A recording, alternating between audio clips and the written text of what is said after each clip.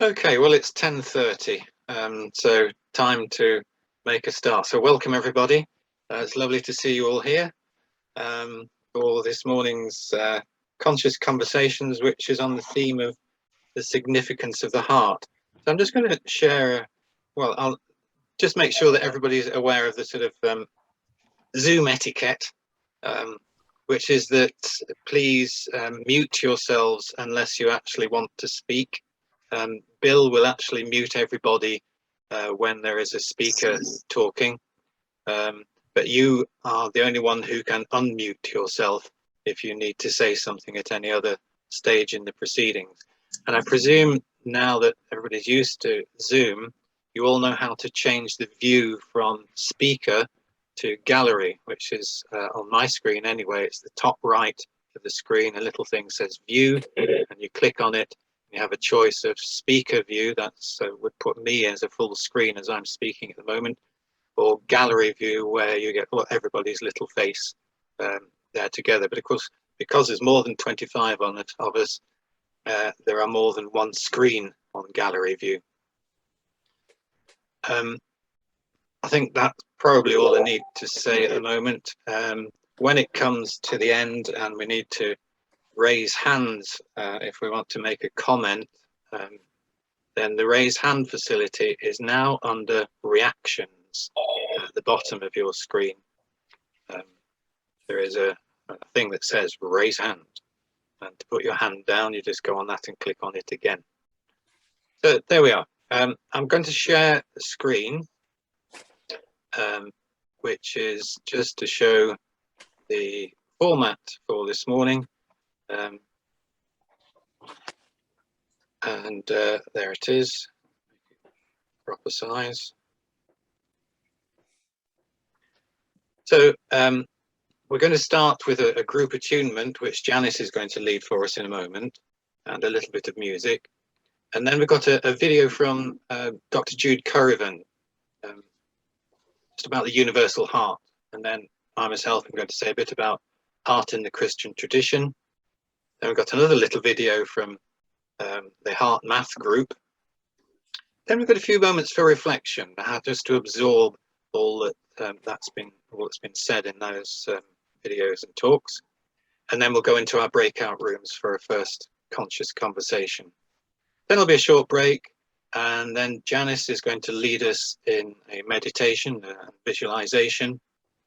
And then Janet and Mayte from Sundial House are going to lead a group exercise for us. And then we have a bit of time at the end for group observations and comments, and a closing intention, as we normally do. Timings are a little bit approximate. We'll hope to keep to them more or less. For those who received an earlier version of this, the comfort breaks moved to slightly earlier, before Janice's meditation rather than after. So that's for those who are facilitating. So I'm going to hand over to Janice, and Janice is going to lead us in an attunement as we come to start our time together. Thank you, Don, and good morning, everybody. Lovely to see you all. Just while we were joining, we were having a conversation about COP26 and how it's more the people now beginning to really waken up and want to move to a better world, and leaving the politicians to do their thing. And it feels like sweeping across the planet is now a real heart awakening, a shift going on. The esoteric philosophy teachings really call this shift that's happening for humanity a first initiation for us collectively, which is about the birth of the Christ in the heart, the birth of love, the birth of light within us all. And as we put in the front of the invitation to you, Serge Beddington Berens saying that we really need now more awakened and deeper hearted human beings. So it seems a really important topic, and thank you for being with us. So I'm going to start us off with a 2-minute quiet centering so that we can leave behind what we've been doing and come together and light a candle, which is a little light in a heart. Don't know if you can see it. No, you probably can't. but the container is a crystal heart. And I think it's a symbol that we need both. We need the light of our minds as well as the light of our hearts. So let's just close our eyes and come together to feel the great universal heart beating through all of us, connecting us, not just with other humans, but with all life. So just leave behind everything that's happened so far today and center yourself in your heart. Let's attune to all these lovely faces that we can see. Don't know you all, but we love you all.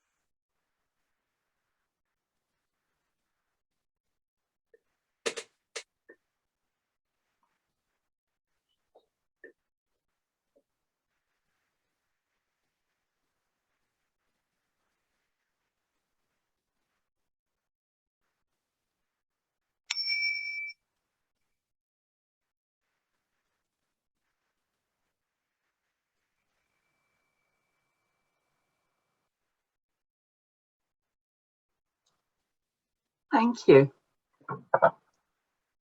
Thank you, Don.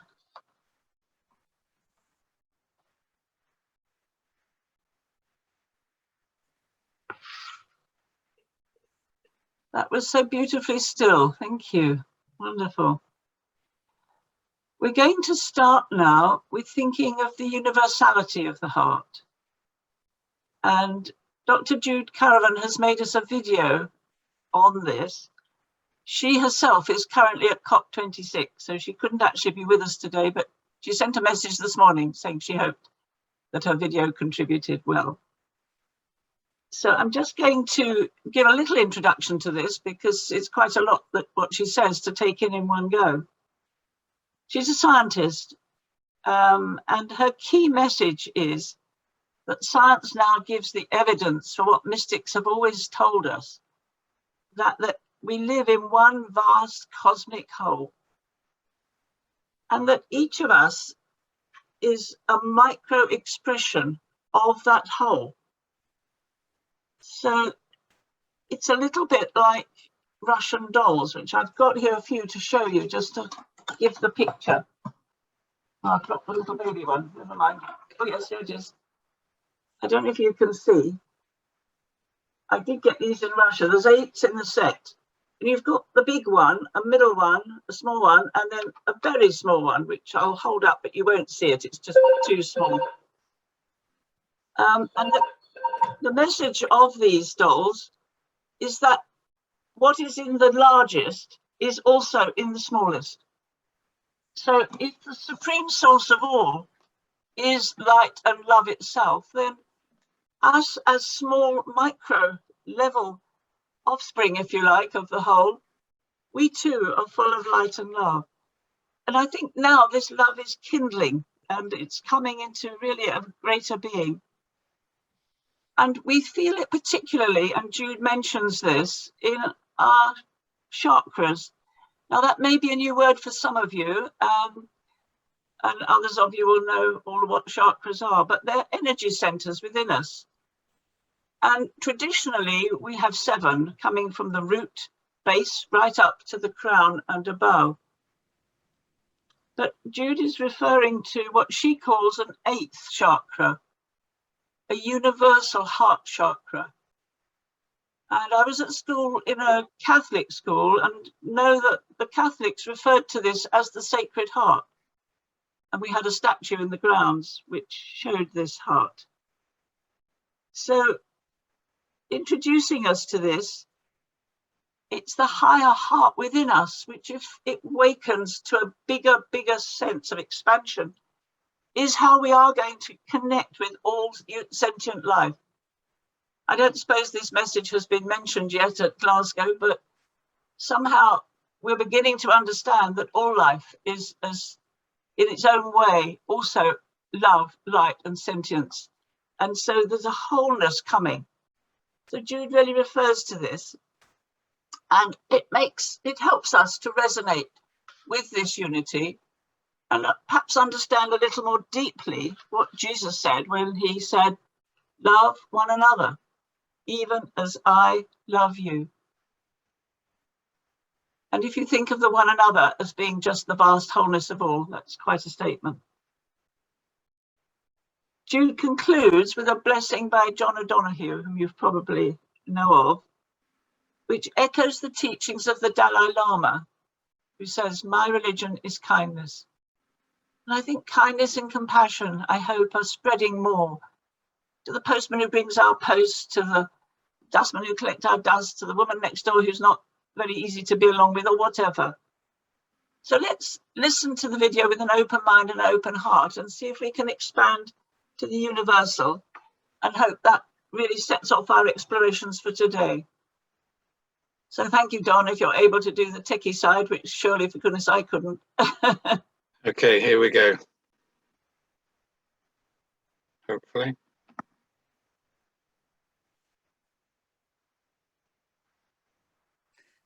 Hello everyone, I'm Jude Currivan. There's an indigenous teaching that states that the longest journey of all is from the head to the heart. Yeah, this is a journey we personally and collectively need to undertake if we are to survive and thrive as a species. And whilst our heads and minds may pursue knowledge in seeking to understand ourselves and the world around us, our hearts can access and embrace a deeper wisdom to do so, as the quote from Serge so beautifully expresses. When Serge speaks of the emergence of more awakened or deeper-hearted human beings, this to me is the awakening of what I call the transpersonal 8th chakra of the universal heart, which some refer to as the higher heart. The universal heart's now awakening and quickening within us as a bridge between our personal sense of self and a greater awareness of the multidimensional intelligence and ultimate unity of all that is. And we can center its presence midway between our personal heart and throat chakras.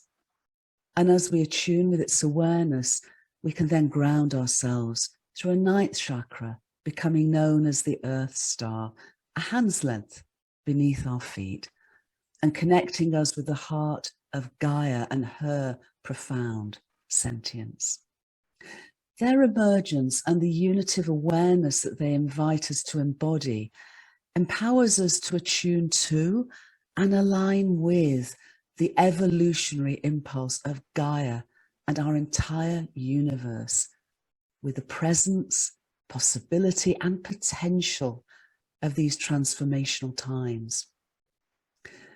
And as we do, not only can we experience and embody unity in diversity and inclusion, but fully realize our innate belonging.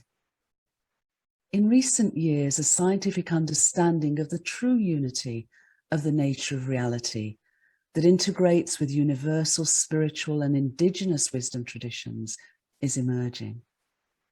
Transcending the illusion of separation, its radical discoveries can also help us to remember that we've always belonged to ourselves, each other, our planetary home Gaia, and our entire universe and cosmos. The Irish mystic John O'Donoghue blesses us with these words of belonging. A blessing for belonging by John O'Donoghue. May you listen to your longing to be free. May the frames of your belonging be generous enough for your dreams. May you arise each day with a voice of blessing whispering in your heart. May you find a harmony between your soul and your life. May the sanctuary of your soul never become haunted. May you know the eternal longing that lives at the heart of time. May there be kindness in your gaze when you look within. May you never place walls between the light and yourself. May you allow the wild beauty of the invisible world to gather you, mind you, and embrace you in belonging. Thank you, John. As we come to understand this new whole world view narrative, its science of love, and through experiencing and embodying its unitive and evolutionary awareness in the universal heart and through the Earth Star, we can now tell new stories and sing new songs that can guide and encourage our conscious evolution. A fundamental new story it calls us to tell is how we're microcosmic co-creators with the evolutionary impulse of our universe, and how we can become co-partners with that impulse embodied in Gaia. As we link up and lift up together, we can all be embraced by a planetary pulse to sing a new song as Gaians. Thank you, everyone. Well, thank you, Jude. Jude speaks in almost a new language of spirituality crossed with science.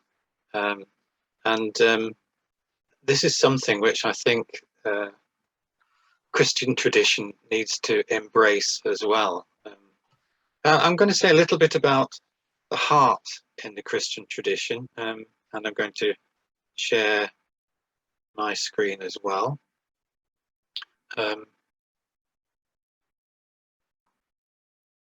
Because the heart is a big thing in the Christian tradition, as I'm sure you all know. And as Cana, we are emerging or expanding from the Christian tradition. And one of the things that is key in that is about opening of the heart. So I'm going to just arrange my screen a bit better here, so I can see what I'm doing. And yeah, carry on with Jude, from where Jude left off, really. As I say, her language is very much sort of science and straying into other ideas of subtle energies and so on, with the chakras and the Universal Heart Centre and the the Earth star centre below our feet. And I think Jesus was very much in touch with this as well.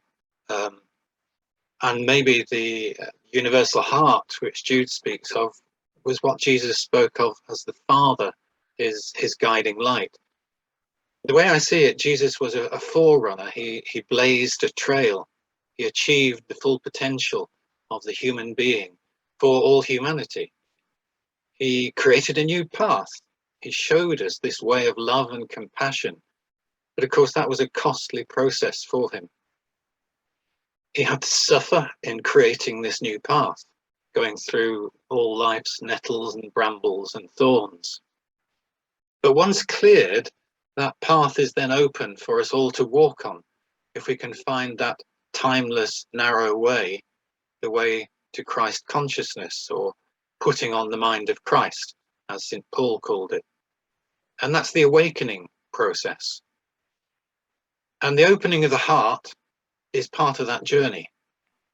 Jesus said it, that's the inward state of the heart that is crucial in our spiritual development. Blessed are the pure in heart, for they shall see God. Or for where your treasure is, there your heart will be also. The Bible's actually full of phrases about the heart. Wow. Yeah, don't need to read all these, but incline your hearts to the Lord. Trust in the Lord with all your heart. Jeremiah said, I will give them a heart to know that I am the Lord, and they shall be my people, and I will be their God, but they shall return to me with their whole heart. Out of the believer's heart shall flow rivers of living water. God searches the heart. And they go on and on. I'm not going to read through all of these, but there are so many phrases about the heart. There are many, many more than I've put down here. You see that in the Bible, the heart is the image for the self at deep level, deeper than our thoughts and our intellect and our emotions. It's more to do with the ultimate motivation and spiritual center of our whole being. And when in the sort of biblical Christian terminology, when we turn or surrender to God or become a believer, we're entering into this divine consciousness within us, which is our very being in actual fact. Now, Marcus Borg, who was a biblical scholar, sadly died 3 or 4 years ago now, he said the spiritual path is to do with having an open heart and not a closed heart. A closed heart is unaware, it's asleep. The Bible speaks of this condition with a rich selection of metaphors. Our hearts can be shut, they can be hard, they can be fat, as if encrusted with a thick layer, or they can be proud or puffed up and enlarged. They can even be made of stone rather than made of flesh. And the closed-hearted person is blind to the spiritual side of life. Whereas the open-hearted person is the opposite, seeing God's hand in all sorts of places and situations, alive to wonder and awe. An open heart's full of gratitude, it's full of compassion. An open heart feels the pain and suffering of the world and wants to respond. It sees injustice and wants to bring change. And I think the conference in Glasgow is a prime example of all this. So the spiritual path is about developing an open heart, a heart of flesh, a heart of compassion. It's about becoming God conscious, living out of God presence within us, rather than just the ego alone, so that we're contributing towards a changing world, making the world a better place, bringing in, if you like, the kingdom way of being amongst us all. And I think being open-hearted is part of what I'd call the wisdom strand in Christian teaching.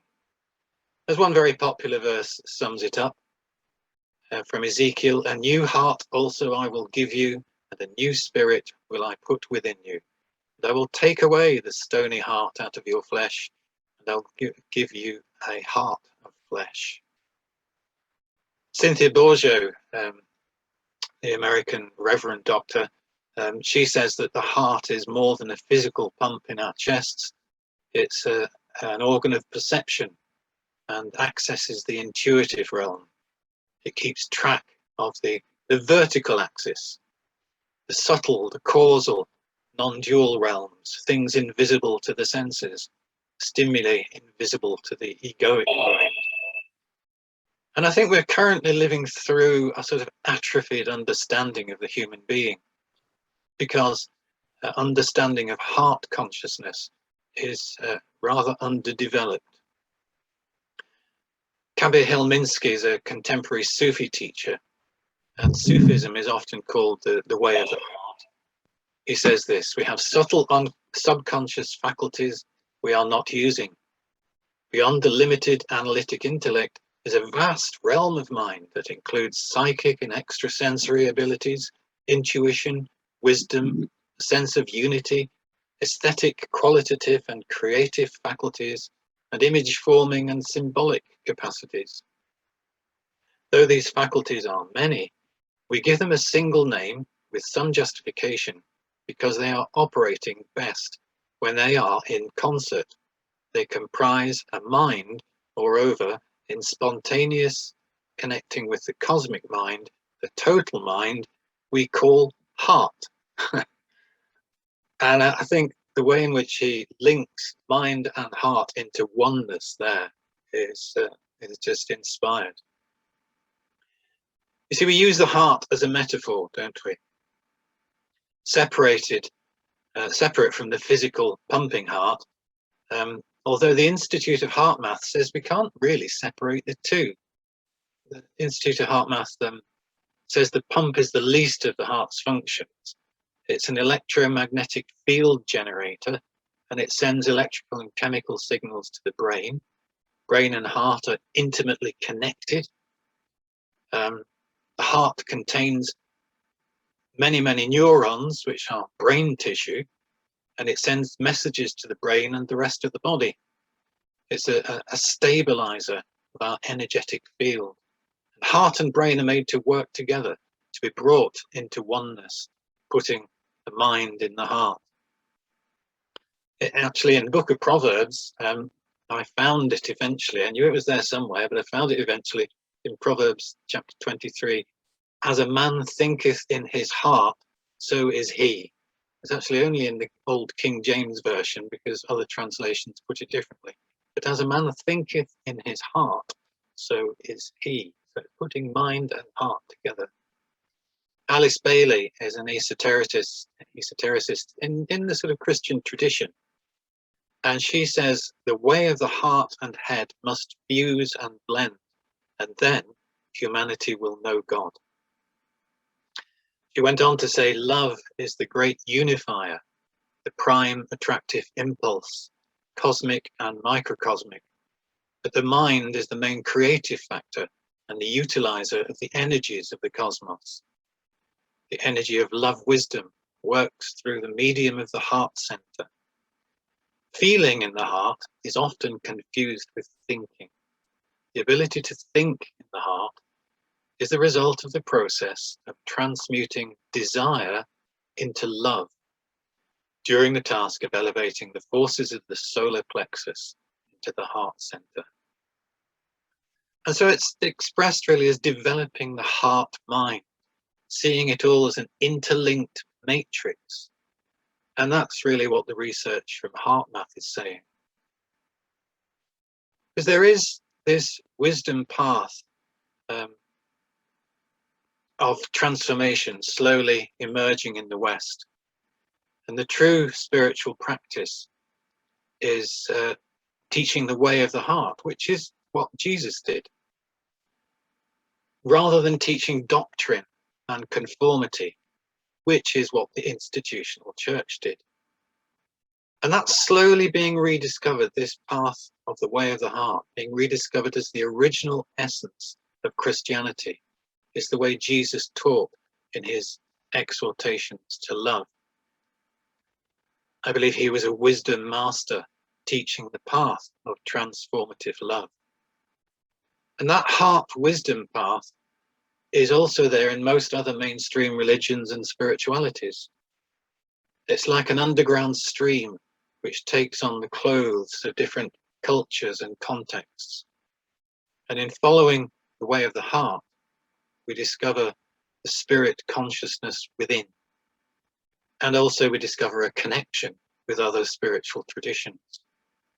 In the words of Jesus, everyone will know that you are my disciples if you love one another. And that kind of sums it up.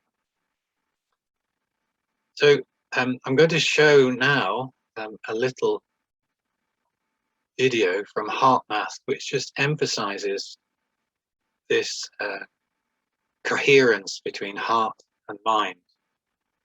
So here we go again with sharing.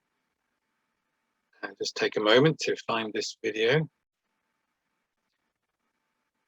Here we go, heart coherence. By the way, I hope these little videos, are coming out smoothly. Sometimes Zoom can make a little bit jerky and jumpy if reception is not so good. But here we go, heart coherence from the HeartMath Institute.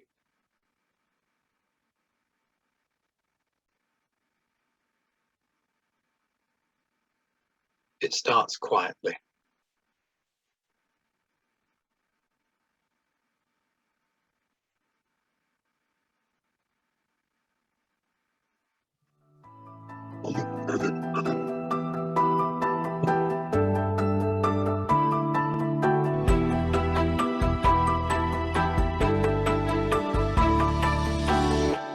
Most people know what it feels like to be in a state of harmony and flow, where our hearts and minds are working together, and there's a genuine connection with others involved. It's easy to love this experience of synergy, but oftentimes this happens by chance, rather than by design or intention. Wouldn't it be nice to be able to produce this flow on demand in our day-to-day communications, projects, and challenges?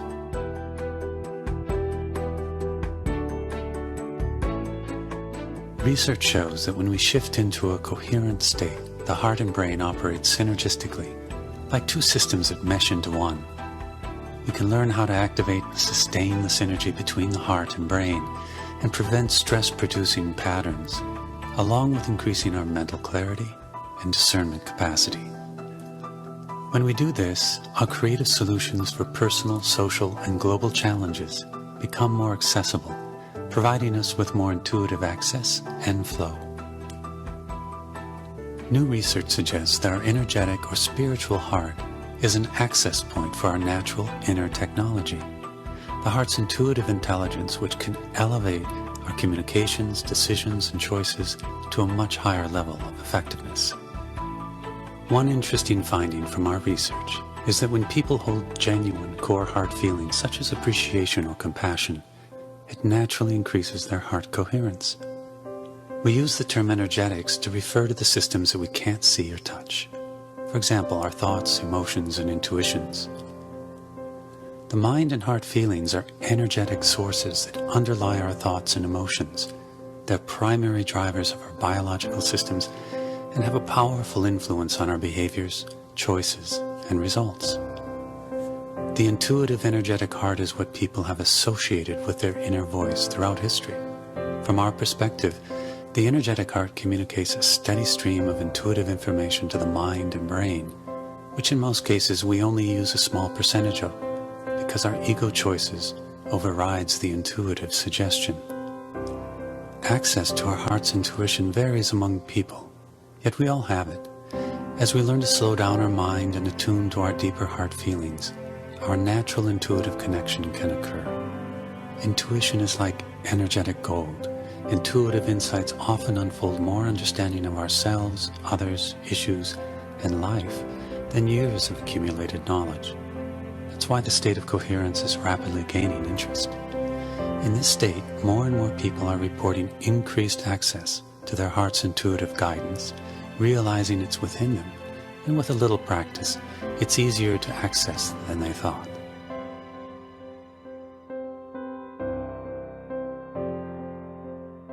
Research conducted in our laboratories has confirmed that when an individual is in heart coherence, the heart radiates a more coherent electromagnetic energy field that can benefit people, animals, and the environment.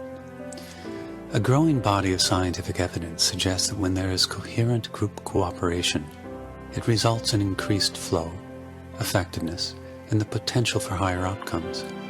It seems as though the group participants are not only in sync, but are communicating on an unseen, energetic level.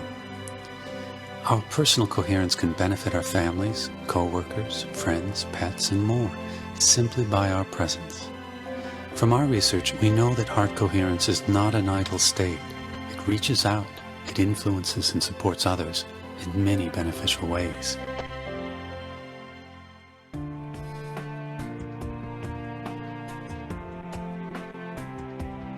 Scientific evidence provides support for a global field environment that connects all living systems and consciousness. Many scientists believe that a feedback loop exists between all humans and the Earth's energetic systems. We are working together with other initiatives to realize the increased effectiveness of collective intention and cooperation. There are growing numbers of organizations with tools and techniques that facilitate increased heart connection and collaboration with others. This evolves into a collective opening of the heart, which is a major step towards increasing social and global coherence. We call this heart-based living. IHM, through its Global Coherence Initiative project, is strategically placing 14 sensors around the world to measure the Earth's magnetic resonance. This global network will enable our scientific inquiry into the interconnections between the Earth's magnetic field and collective human emotions and behaviors. Science has shown that the Earth's magnetic field affects humans in profound ways, but our intention is to study how humans, as a collective, affect the Earth's magnetic field environment. Every individual's energy contributes to the global field environment, and each person's thoughts, emotions, and intentions affects the field. A first step in increasing the coherence of the field environment is for each individual to take responsibility for their own energy. We can do this by becoming more conscious of the thoughts, feelings, and attitudes that we are feeding the field each day. Our hypothesis is that as enough individuals increase their heart coherence, it leads to increased social coherence. As a critical mass of cultures and nations become more harmoniously aligned, this can eventually lead to increased global coherence and sustainable peace. Doc Childre, the founder of HeartMath, puts it this way: as more of humanity practices heart-based living, it will qualify the rite of passage into the next level of consciousness. Using our heart's intuitive guidance will become common sense, based on practical intelligence.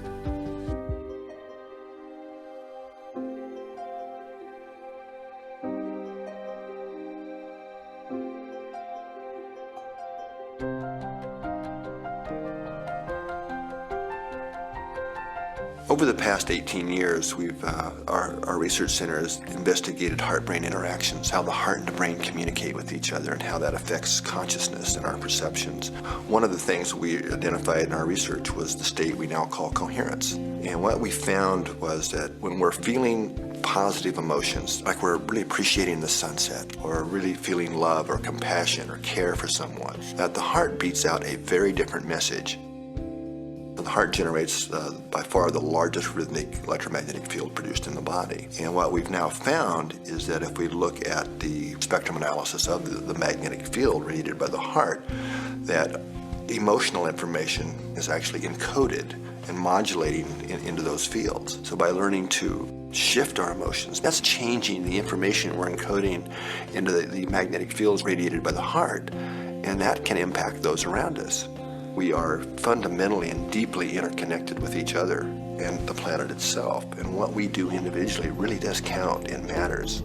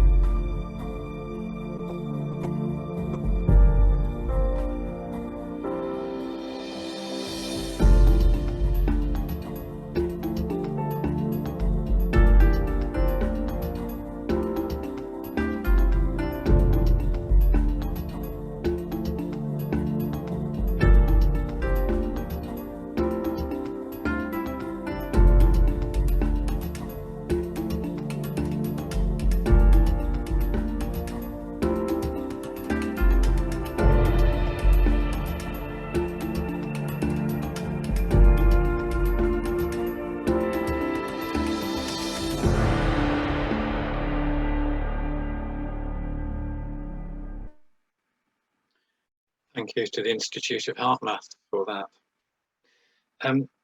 We've had Jude talking about the universal heart, me talking about heart in the Christian tradition, and the Heart Math video, and I think that's quite a lot to just take in. So we're going to have a few moments of just reflection, a quiet moment, and I'll play a little bit of music as we just reflect on all those three different aspects that that have been talked about and shown for the last few minutes. So let's just take a moment to just absorb that. I'm going to play a little bit of music as well whilst we do it.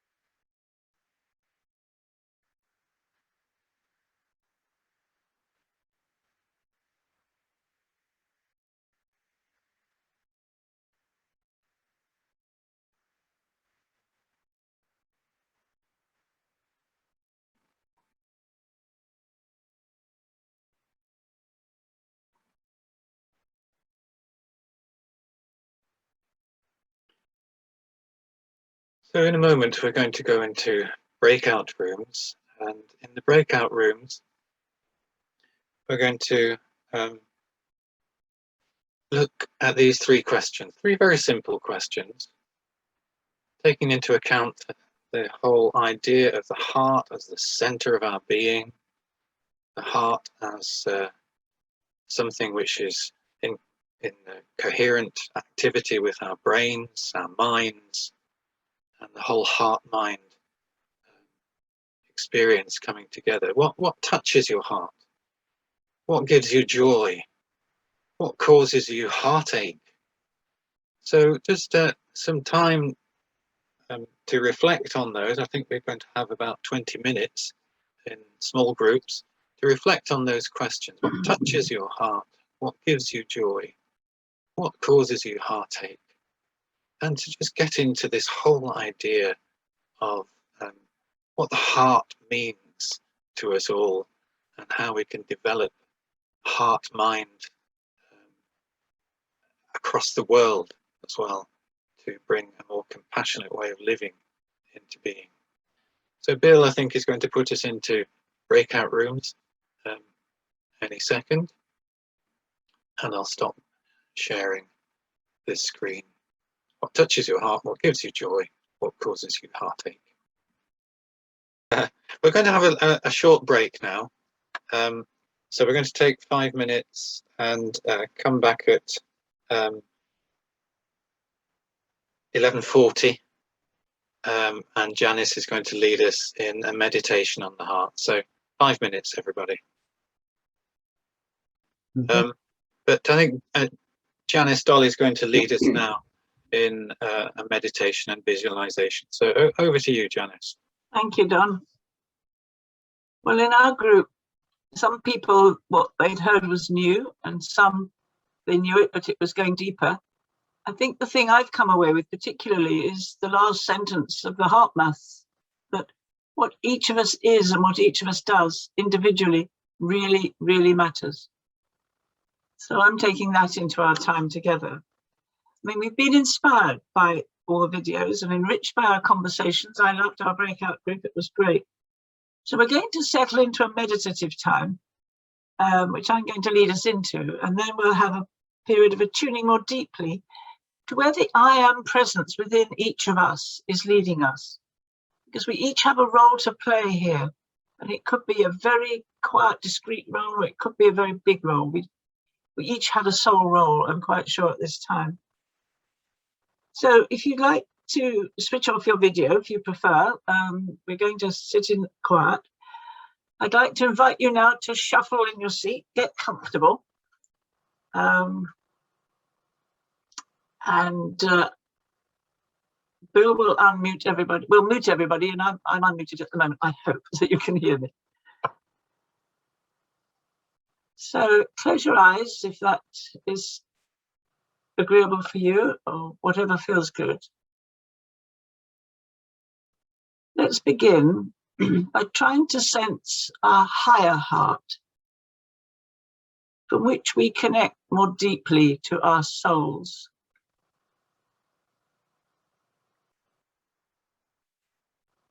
And I invite you to think of something that you love, a person that you love very much, a place that you love very much, a pet, whatever comes to mind. And as you think of them, feel that in your heart. Feel your heart glowing. Just feel into the feeling that that person, that place, that pet gives you and brings you, that sense of heart upliftment.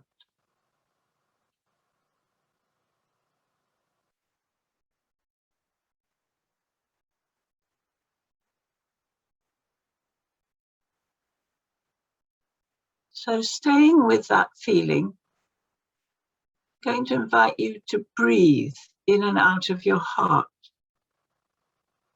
Breath is very closely associated with our heart, the heart lungs. And breathing consciously can still us even more. So I'm suggesting that we breathe in to the count of 5 and breathe out to the count of 5. And I'll count us doing that, and we'll do it 3 times. And each time, notice if your heart's got a little bit stiller, a little bit quieter, a little bit more resonant. So let's take a breath in. 1, 2, 3, 4, 5, and out. 1, 2, 3, 4, 5. In. 1, 2, 3, 4, 5. Out. 1, 2, 3, 4, 5. Last time. In. 1, 2, 3, 4, 5. Out. 1, 2, 3, 4, 5. Pause. And just feel the radiance coming from your heart, as was suggested in that last video. See if you can get a little picture of your heart energies radiating out into your neighborhood, into the lands around where you live,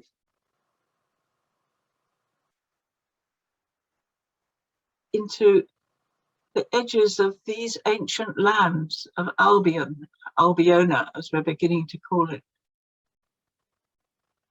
and sense the role that maybe the British Isles has to play among the many nations of the world. And as you breathe more deeply,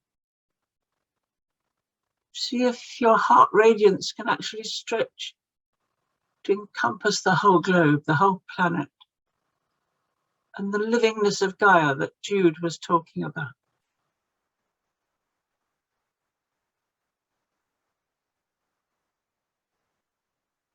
Feel the ripples going out. Maybe now beyond our planet, out into the wider cosmos, where other planetary systems are maybe supporting our shift at this time.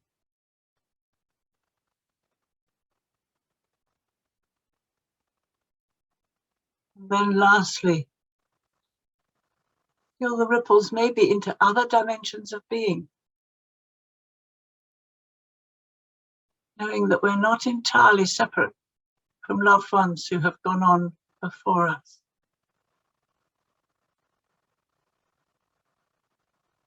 Let's just feel into this vast cosmic whole, whose body nature is, and God the soul.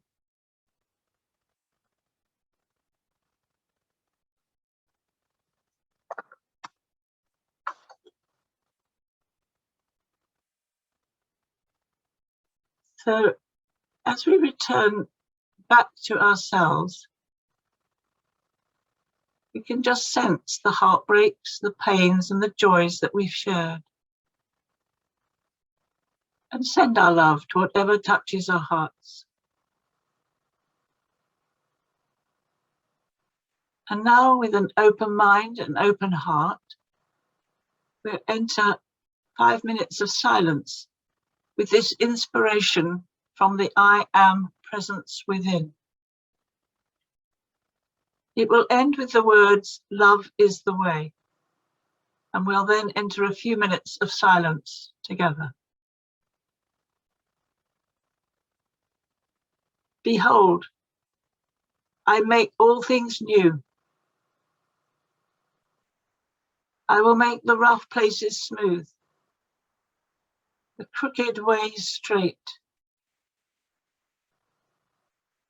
But I need open hearts, humble hearts, hearts that are not puffed up with their own selves, but only with the wonder of life.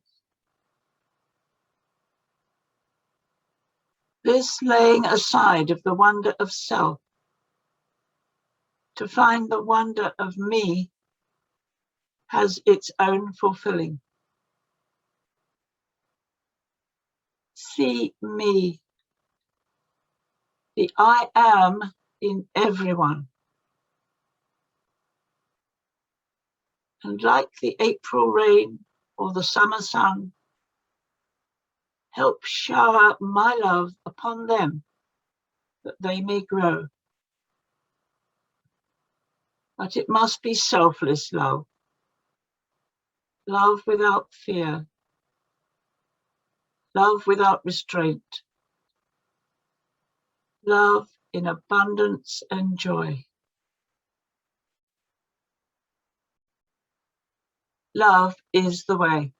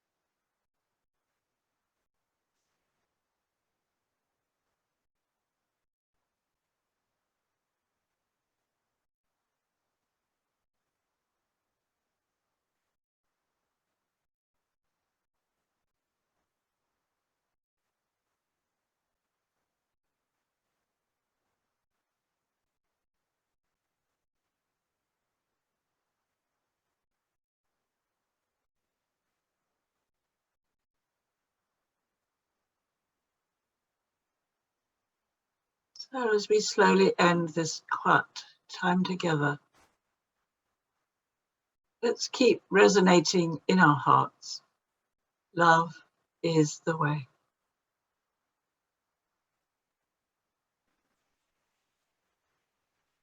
And in your own time, begin to surface and come back to this lovely time of being together.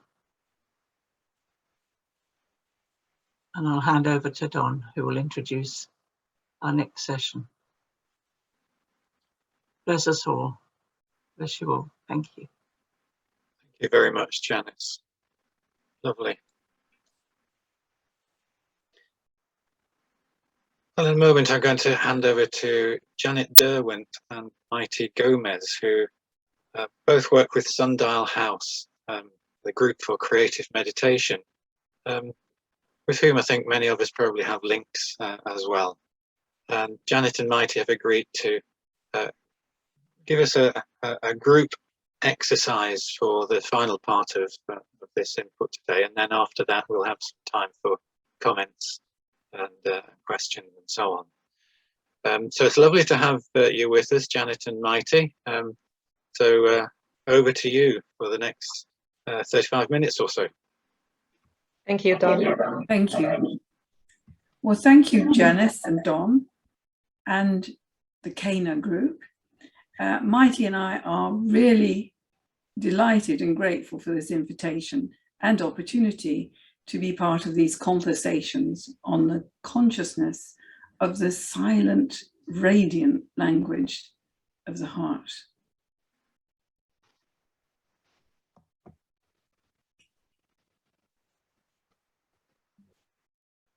We learn by doing.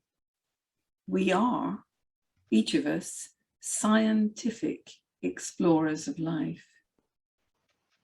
Because only that which you know for yourself and experience consciously within yourself is of importance and constitutes the truth for you. That which may be told to you by others serves no vital purpose, except to enhance or corroborate an already known truth, or to create illusions or responsibilities until it is either rejected or experienced by you in your own consciousness.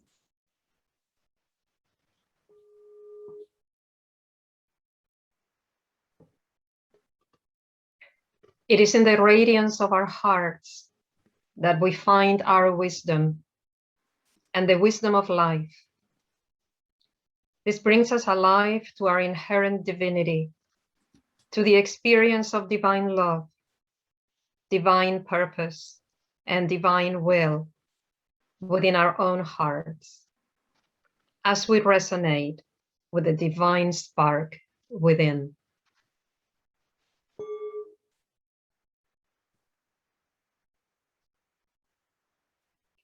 May we invite you all to a short alignment. Please sit comfortably on your chairs and close your eyes.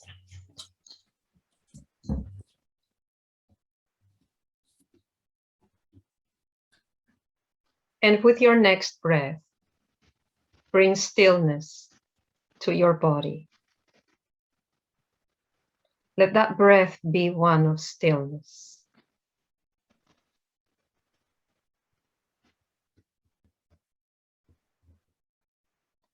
And with your next breath, bring stillness to your emotions.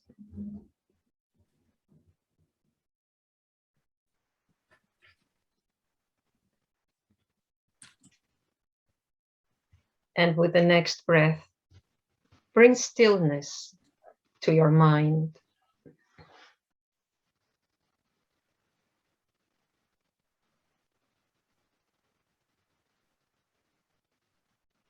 And allow the stillness to take over the whole of you, your body, your emotions, and your mind, so that you become a point of stillness.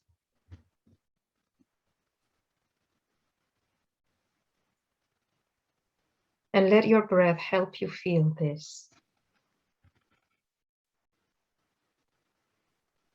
And the fountain of that stillness, the very center of that stillness, is in the center of your heart.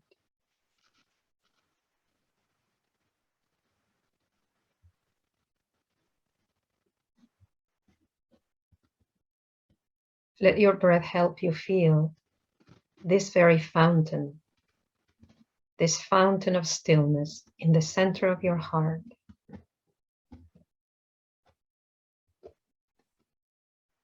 And feel, visualize, imagine how from the very center of that stillness in your heart comes a golden thread going upwards towards your head,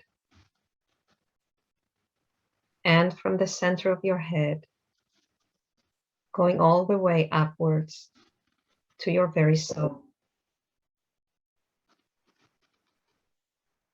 The images in the heart math video show this very well. That line of light going from the center of the heart to a point above the head in which we symbolically place the soul. Feel that golden thread vibrating within you.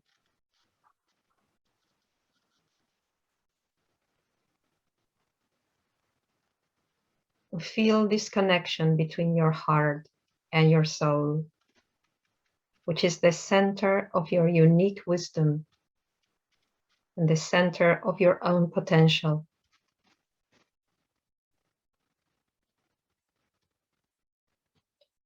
We invite you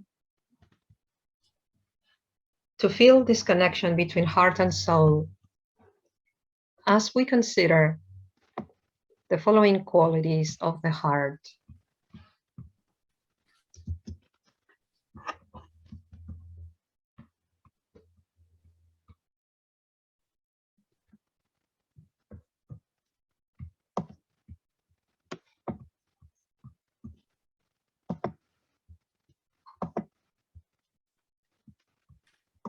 Group love, a unifying field through forgiveness, non-judgment, and loving understanding that draws on the wisdom of the group soul.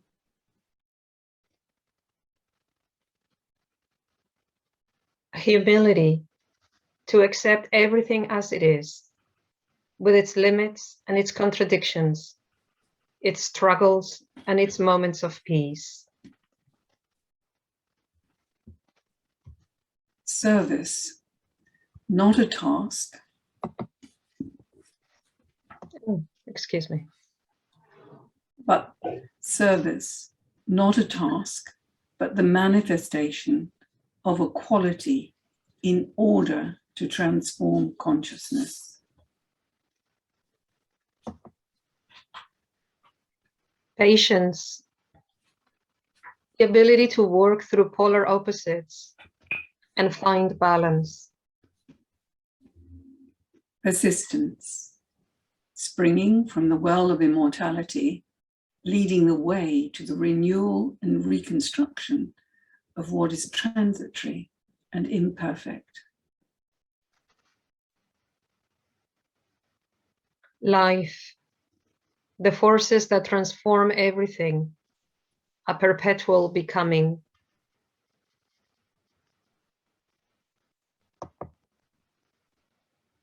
Tolerance, the first expression of intuitional understanding.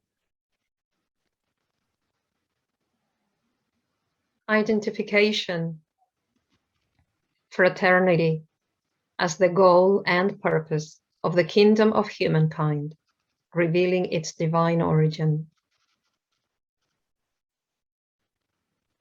Compassion, the indestructible flame of the heart, springing from our irrepressible inherent nature of kindness.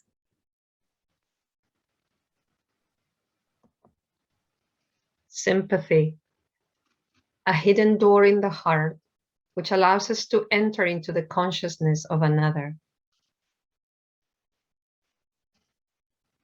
wisdom spreads through everything in the form of beauty, balance, and the joy of oneness.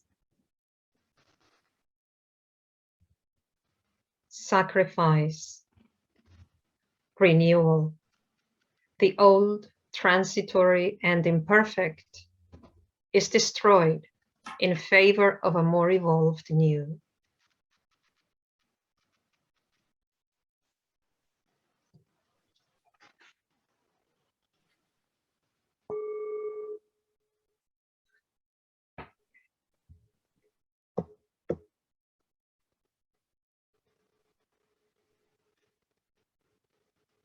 We now invite you to continue holding this meditative state as we are going to consider and dialogue and converse together on the language of the heart that takes place every day within our inner and outer relationships, whether we realize it or not. So hold that link with the central resource of wisdom, your heart center.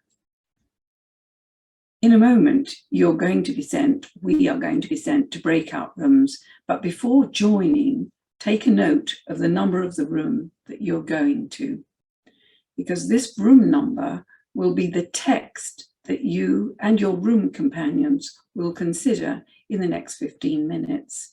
For example, if you go into room 1, then consider text 1 on the worksheet that you've been sent.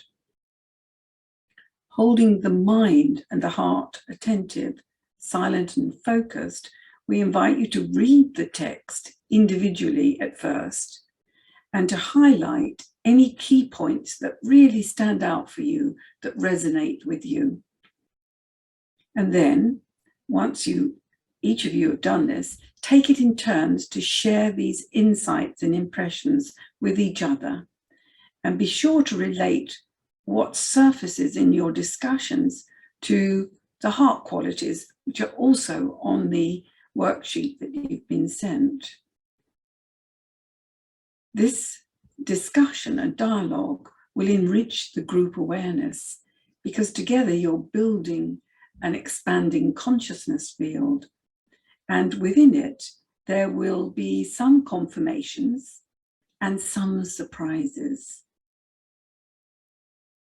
Your task is to create a short, one-line synthesis of what you recognize as the heart and soul dialogue that has taken place and is taking place within you and within the text that you're considering. And be sure to nominate your representative speaker as they are going to read your one-liner to the whole group when we return. And we will have 15 minutes for this exercise, and perhaps Bill will, or Don will give us a 2-minute warning to alert us to the fact that we have to create this one-line synthesis as our group sharing. So we're ready now to take part in our exercise.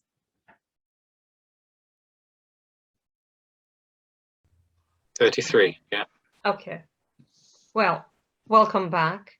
So we now invite each representative from the room to share the one-line synthesis that you came up with.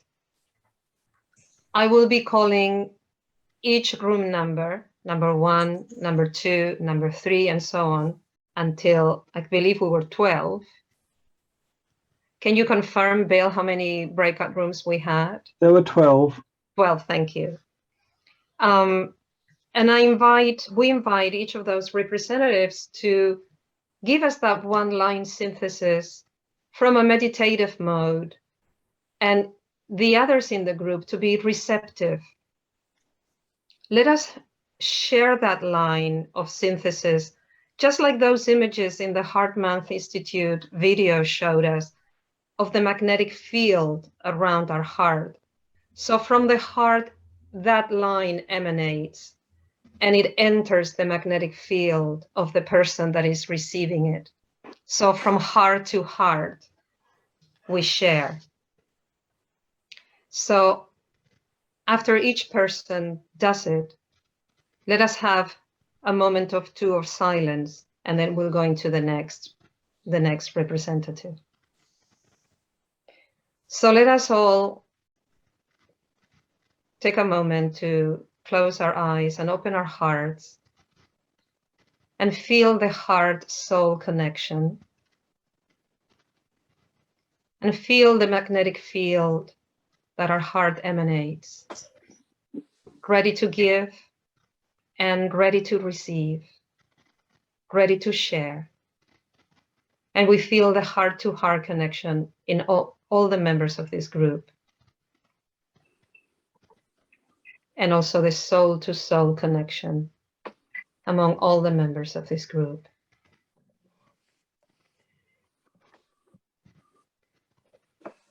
And from that connection, we open to give and to receive. Let us hear from room number 1. Okay. Let us flow with and into each other.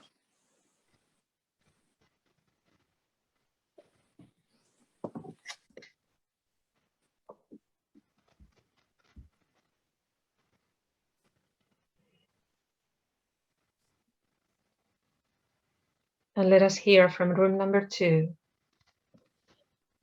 We need to enter into silence to slow down, to process all of this, much of which is new and unfamiliar.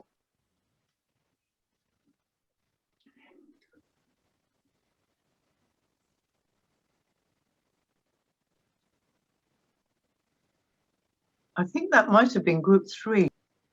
It's okay. Yes, because I'm group That's 2. That's So okay. So let's hear from number group 2 now. Yes. Yeah, okay. That's okay. Thank you. This was from Leonard Bernstein, a quote from Leonard Bernstein, and we came up with the connections between dream, sleep, and the oneness of meditation and prayer helps us achieve our highest peace and creative potential. Thank you.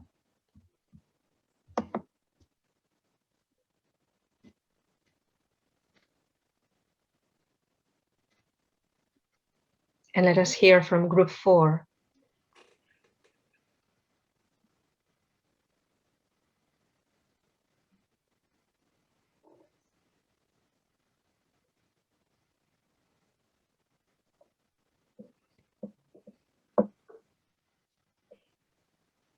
Is there a speaker for group 4? Yeah, I was group 4. I think Catherine was going to speak.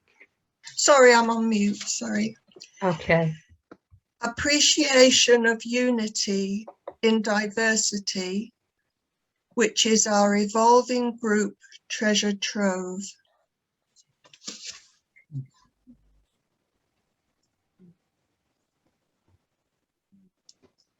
And number 5. And I'm speaking for Helen, Chris, and Bridget.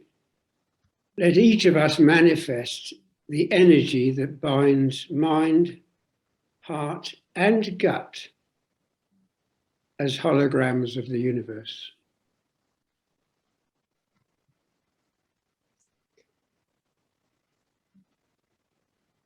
Thank you. Let us continue to cultivate the receptive mode as we hear from group 6. That's me.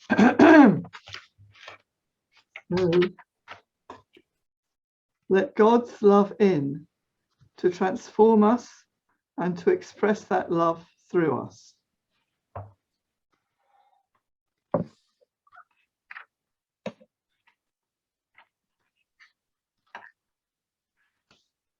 And number 7. difficult. There's Judith, there she is, hello, because we didn't have a text and there were just two of us. So Judith and I chatted about things that bound us together, and we both found that we had a background in music teaching and specifically instrumental work. So Judith, do you want to say more about that? Were you able to create a one-line synthesis, Martin and Judith? You're muted, Judith. Thank you. Yes, I think we sort of did, didn't we? It was okay. It's the unifying factor of music throughout everything, really. Yeah. Okay. Yeah. So let us be with that one-liner, music as the unifying factor through everything. Yeah. Let us be with that, you, Martin and Judith. Okay. Okay. Fine. We can let that reverberate and we can be present with that, the unifying factor.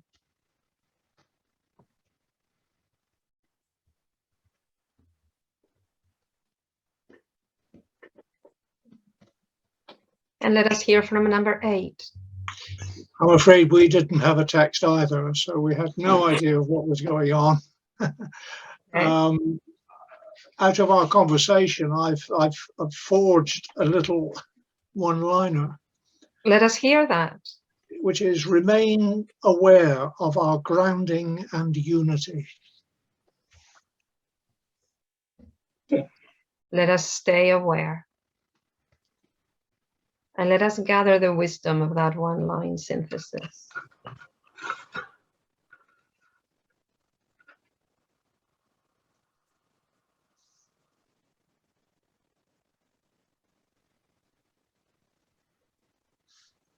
And let's hear from number 9. We can create a new reality with hope and love. Thank you.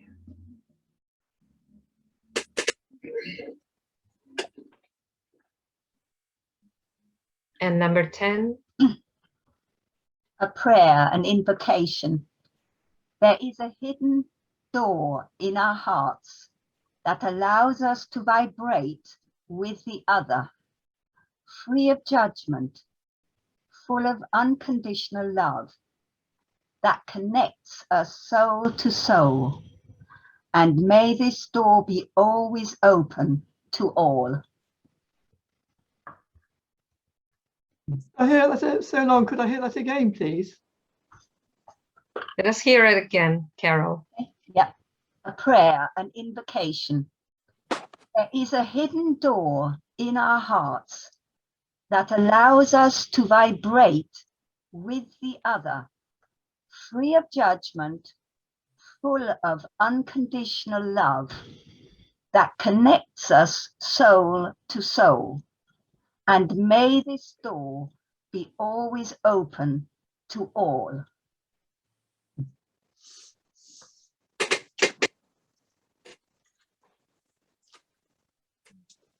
And number 11.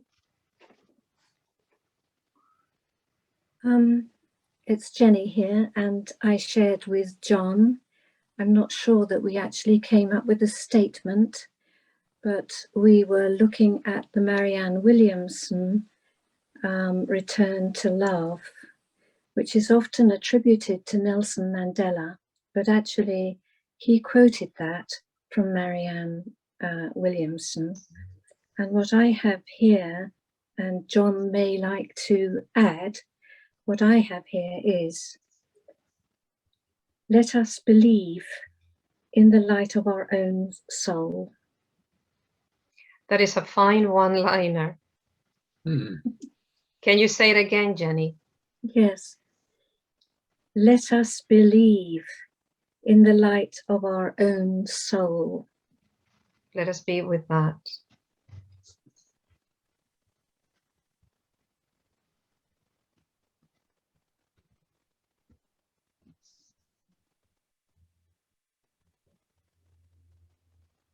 And number 12. Life is an ongoing endeavour to live from the heart first and the head second, so as to bring them together.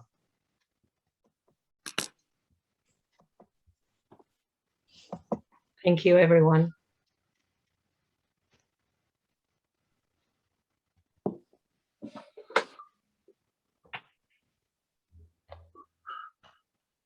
Janet?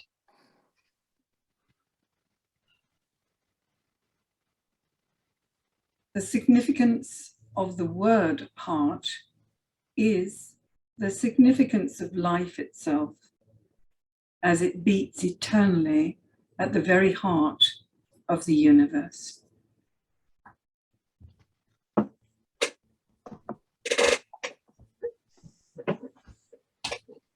And hope makes not ashamed, because the love of God is shed abroad in our hearts by the Holy Ghost, which is given to us. Thank you, everyone. Thank you. Thank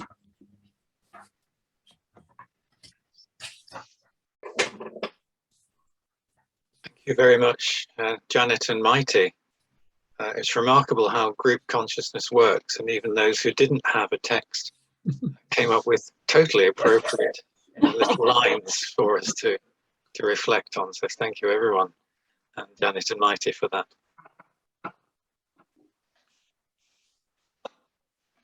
I think we have a time now for any sort of whole group observations and comments before we come to our final intention that we shall hold at the end.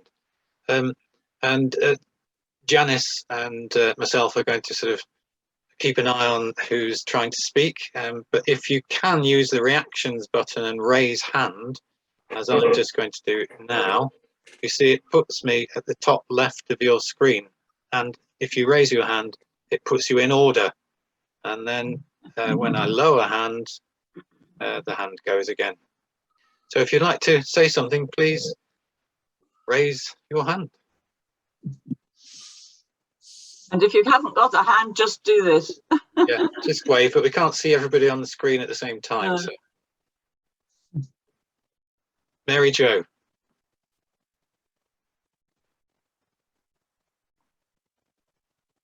You're muted at the moment, Mary Jo. I want to thank you for choosing the most appropriate, wonderful, and inspiring topic for this very moment in time. It's been a marvelous way of bringing hope into a very difficult world. Thank you.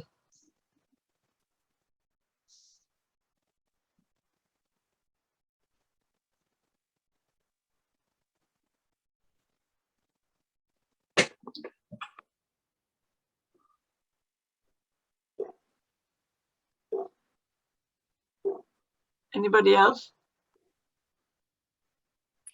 Sorry. Bridget, yes. Yes, I just feel challenged to keep the doors of my heart and mind always open to everyone. And can I just add an extra thought, Don, that I know many people who are suspicious of things like collective consciousness. And I think we've got a wonderful example of it this morning. Thank you. Thank you. Judith Denny. I just wanted to say, I think it's wonderful that actually our energy can make a difference. We often feel so small and as if there's nothing we can do, but it is wonderful that our energy and our desire to change the world can help that to happen. Yeah, thank you.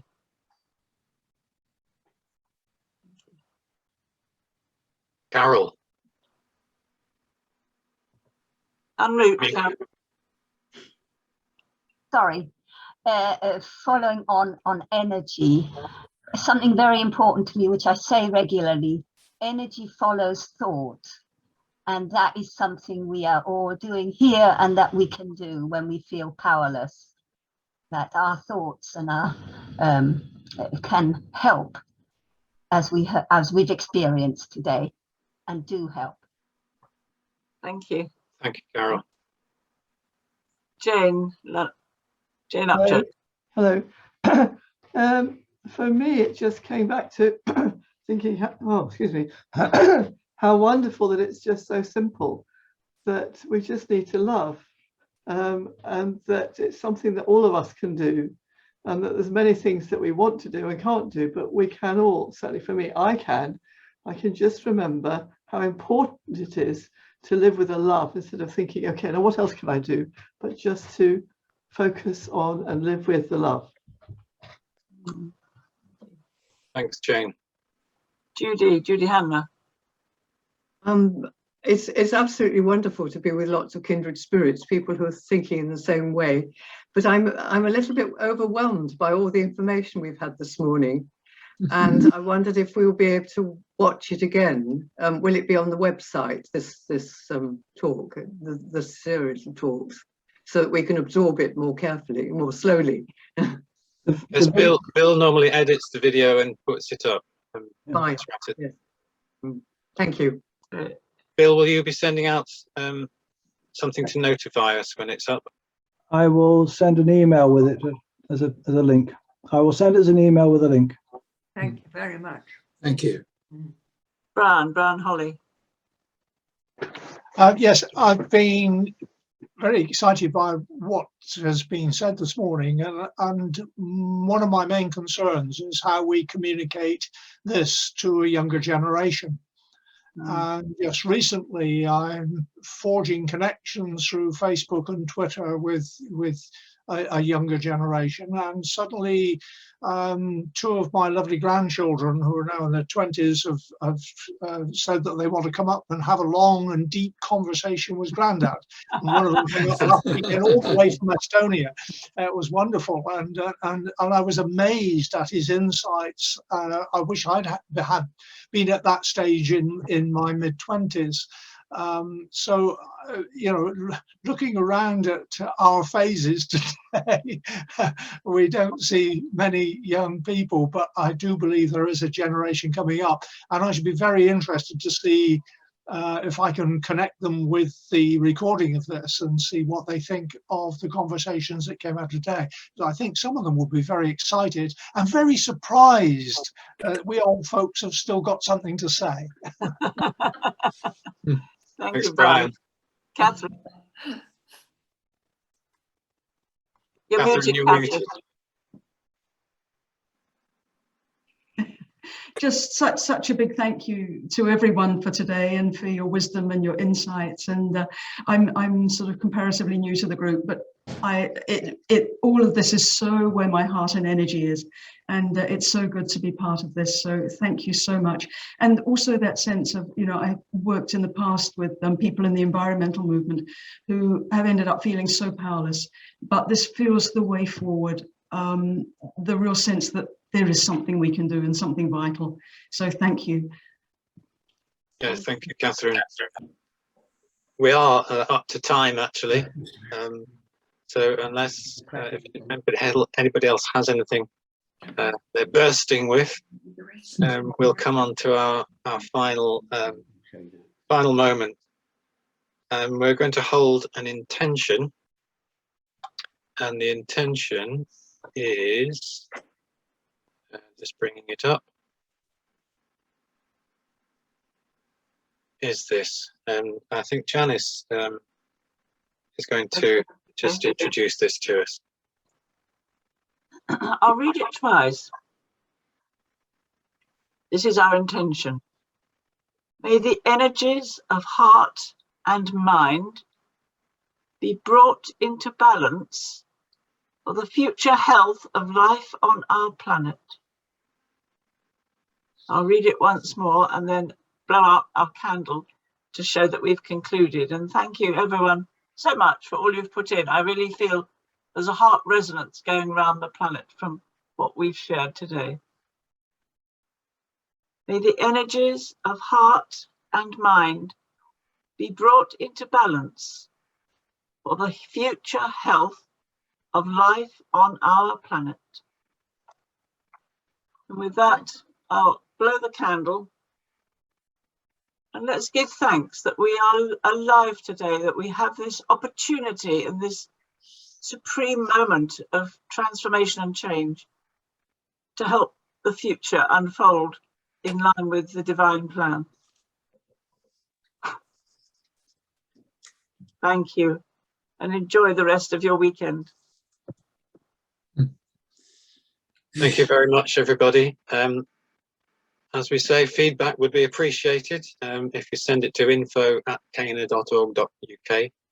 And our next conversation, we think, is going to be in January, but we haven't actually met to talk about it yet.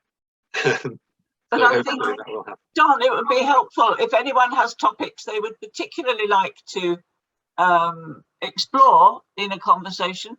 Please do send the idea to info@cana.org.uk and we'll try to respond, because this is a time together where we collectively can take the future forward. Yeah, lovely. Well, thanks very much to everybody who's contributed this morning, especially to Janet and Mayte from Sundial House. So thanks very much, everyone, and hope to see you again soon. Bye-bye. Thank you. Bye. Thank you. Bye-bye. Bye-bye. Bye-bye, everyone. Bye. Bye. Bye.